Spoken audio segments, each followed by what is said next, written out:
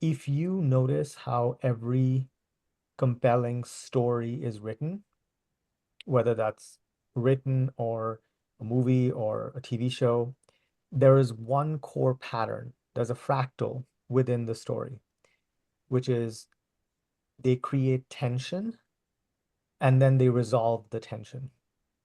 And this is true of life. Life is basically one uninterrupted daisy chain of tension being created and then tension being resolved. Actually, if you think about it, that's what our life is on a day-to-day basis. During the day, we wake up, cortisol increases, and we start looking at our calendar, like I have this meeting, I have this call. We are going into tension. And then ideally at the end of the day, it becomes night, bedtime, we turn in, and then we relax till all the tension is released and resolved. And that's what allows us to go into sleep. So the people who have trouble sleeping, it's because they're holding on to the tension. They're not able to fully release the tension. And in every story, tension seeks resolution. And the bane of my existence is really good Netflix series because I cannot handle an open loop.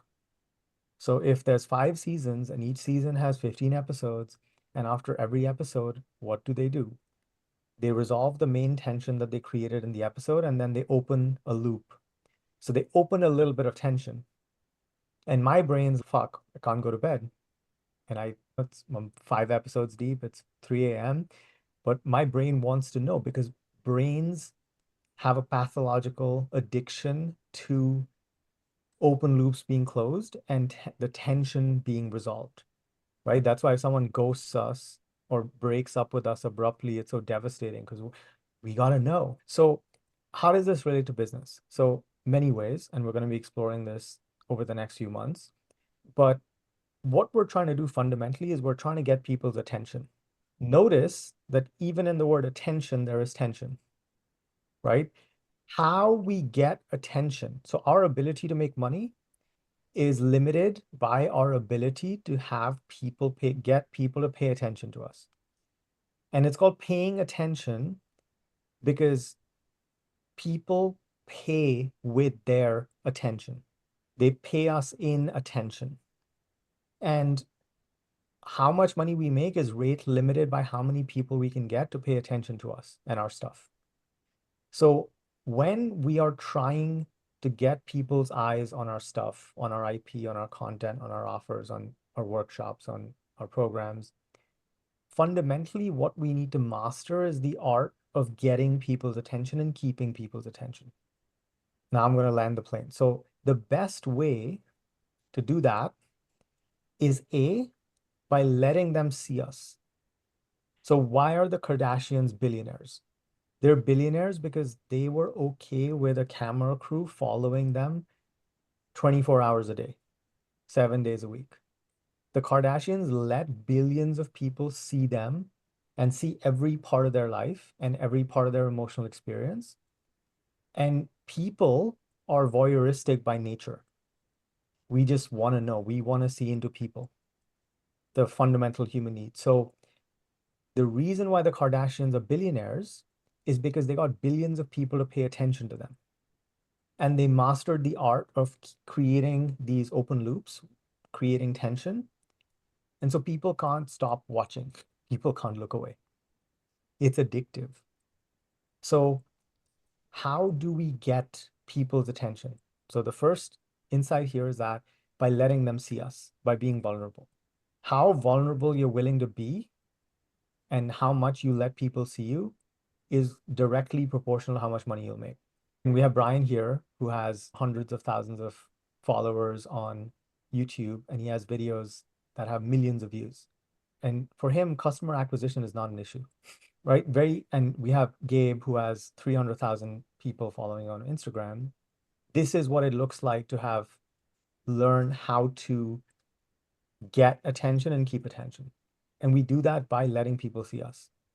And the best frame for our kind of businesses is how I did X, where X is the good stuff and the bad stuff.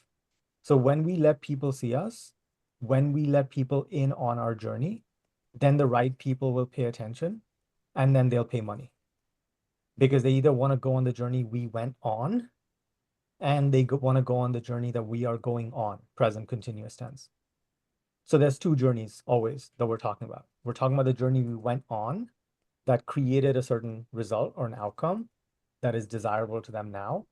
But we also, and this is the Jedi level stuff, we talk about the journey we're currently on, right? We share the challenges we're having right now, where we share our aspirations that we have right now. We share our dreams, we share the fears, because that makes it much easier for them to relate to us. And the best way for us to do this is for us to metabolize our own wisdom. And how do we metabolize wisdom? We metabolize wisdom by facing challenge and discomfort, by going through stuff. And that is actually what a goal is. A goal is an implementation intention. A goal is an intention. And a goal, as soon as you create a goal, it puts you in tension because you put a GPS point saying, I want to go there. I want to make X 100K a month. I want to have this kind of life. I want to work this little. I want to help and impact this much. As soon as you set that goal, it puts you in a state of tension. And goals are powerful because tension seeks resolution. That tension must be resolved by your brain. You're creating one giant open loop for your brain. And your brain's like, whatever I do, I have to resolve this tension. I have to close this loop. That's what makes us move towards the goal. Because invariably, to get to the goal, we have to face discomfort. It's not going to be easy. If it was easy, then it wouldn't be a meaningful goal. So the act of setting a goal, act of having a desire, puts us in a state of tension.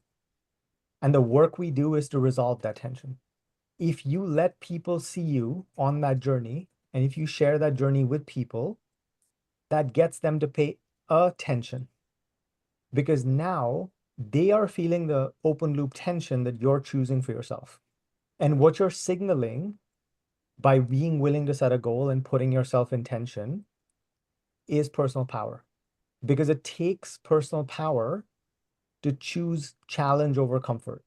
It takes personal power to do something hard. It takes personal power to say, I'm here and I'm going to choose to go there.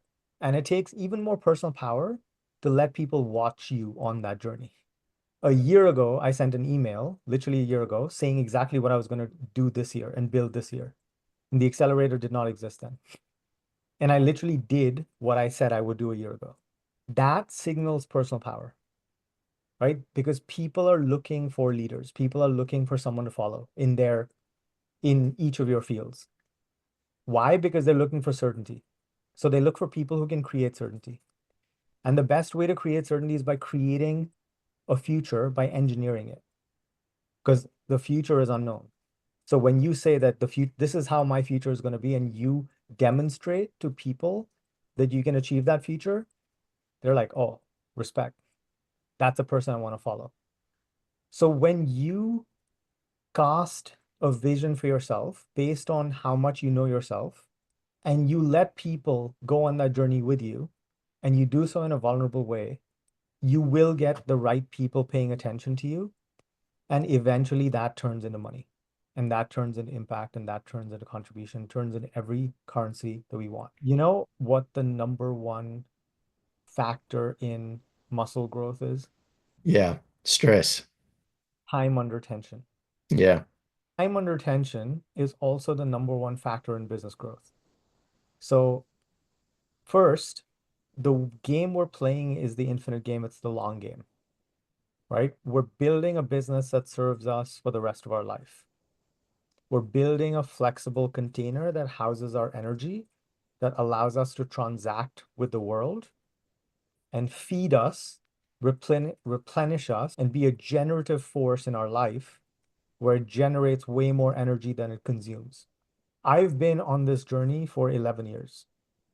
11 years ago, I had what I just told you, that I want to construct this economic engine around my energy that behaves like this, that where I feel so lit up the way Rebecca was describing, where I hang out with people I really enjoy being with. I help people in a really deep way. And it also makes me money. And I've been built, it's the statue of David. When Michelangelo was asked, like, how did you create it? He was like, the statue was in there. I just had to take away everything that was not that. The game we're playing is a long-term game, right? That's one. Second, for us to allow this game to be truly long-term, we have to learn the art of tension, because tension is an art. We can have this macro tension of, I want the business to be doing 100K a month and I want to be working 15 hours a week and blah, blah, blah. Like, great. That tension will remain till we reach that goal. That's the macro tension. And it should remain, because that tension is the driving force for me to execute and keep taking actions and keep trying stuff and keep being, in Brian's words, embodying true courage, and keep doing, facing the uncomfortable, and keep doing things, move in that direction, because that's the gravity, that's the engine that pulls me towards the completion and realization of that goal. Perfect. But for me to hang in that state of tension for a long time, I have to learn on a daily basis or an hourly basis to release and resolve the micro tension loops. So me hosting a workshop on Sunday, I created a micro tension loop.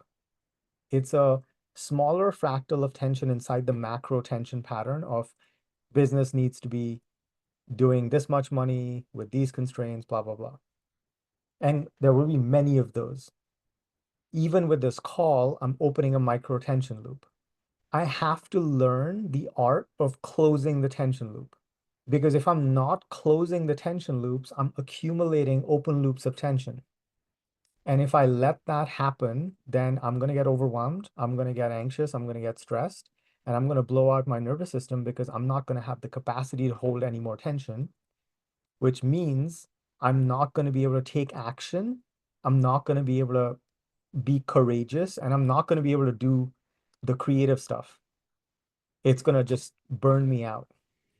So for us to hang in the game long enough, we have to be we have to get really good at closing the tension. And different tension loops are closed differently. So in this case, I hosted a workshop, I did something creative, I created something, and it didn't meet my expectations. The easiest thing to do is drop the expectation, right? Because what that expectation is an attempt to control someone else and violate their sovereignty. Because in that situation, there's two halves, my half and their half. And as long as I keep concerning myself with my half, then I will be able to close that tension loop and go straight to the lesson, which is, okay, why didn't people show up? End of the year, people are burnt out. They're trying to actually not think about work, blah, blah, blah. Great. So what's my next step? Create more. So I wanted to share that because this is the framework that I'm developing right now for how do we operate at a high level. And what I'm asking of all of you is something that I, this is not something that I see anyone really doing, where they're so intentional, they're so dialed in, they're so aware of themselves, and they're in such high degree of intimacy with themselves that they're like, okay, I'm watching myself like get a little too blown out, come back. Okay. What that requires is a very deep level of intimacy with ourselves. We have to be able to see us. And then it also requires that fine-grained nervous system control where we can ride that edge. We're always riding that edge. You have to realize that what you're selling is the same thing. You're not selling the thing you think you're selling. You're selling a frequency. Each of you, like me, is a tuning fork. And the more you understand what frequency you're operating at and decide what frequency you want to operate at instead, or maybe they're the same, and you speak from that place, you're broadcasting that signal.